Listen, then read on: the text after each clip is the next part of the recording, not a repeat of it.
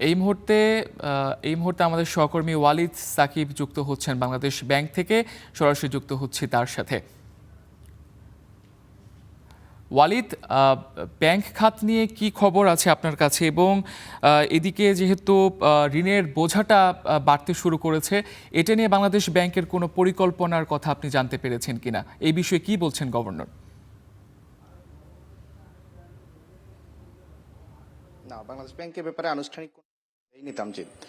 Bangladesh bank এখনো আনুষ্ঠানিকভাবে বিষয়ে বিদেশি ঋণের বিষয়ে আনুষ্ঠানিক কোনো বক্তব্য দেয়নি। আজকে সকালে আইএমএফ, আন্তর্জাতিক মুদ্রা তহবিল যেটি রয়েছে, আইএমএফ এর একটি প্রতিনিধি দল এসেছে। এশিয়া এবং প্যাসিফিক অঞ্চলের যিনি ডিরেক্টর, তার নেতৃত্বাধীন 3 সদস্যের একটি প্রতিনিধি দল বাংলাদেশ ব্যাংকের গভর্নরের সাথে বৈঠক করেছেন। সেখানে তারা বাংলাদেশের যে চলমান যে আর্থিক খাতের সংস্কার, ব্যাংক খাত আর্থিক খাতের যে সংস্কার রয়েছে, সেই সংস্কারের পরিকল্পনা সম্পর্কে তারা জানতে চেয়েছেন। অন্তর্বর্তী সরকারের সময় আসলে আর্থিক খাত সংস্কার নিয়ে বেশ কিছু পরিকল্পনা নিয়েছিল। তো সেই পরিকল্পনা আইএমএফ এর কাছে সেটি সন্তোষজনক বলে মনে হয়েছে বলে আমাদেরকে বাংলাদেশ ব্যাংকের পক্ষ থেকে জানানো হয়েছে। সহকারী মুখপাত্রের সঙ্গে আমরা কথা বলেছিলাম, তিনি আমাদেরকে জানিয়েছেন আইএমএফ সন্তোষ প্রকাশ করেছেন।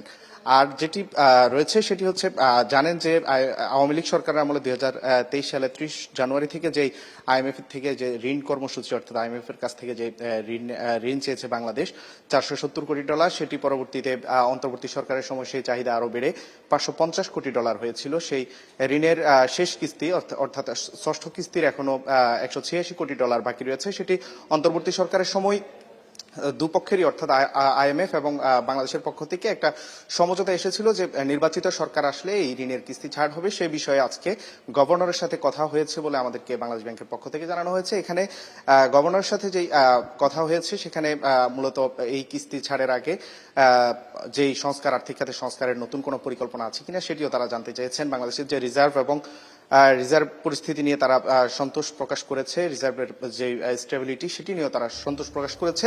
আরেকটি বিষয় শেষ জানিয়ে রাখি যে বাংলাদেশ ব্যাংকের যে বিষয়টি রয়েছে, বাংলাদেশ ব্যাংকের মুদ্রানীতির বিষয় নিয়েও আইএমএফ কিন্তু সন্তোষ প্রকাশ করেছে।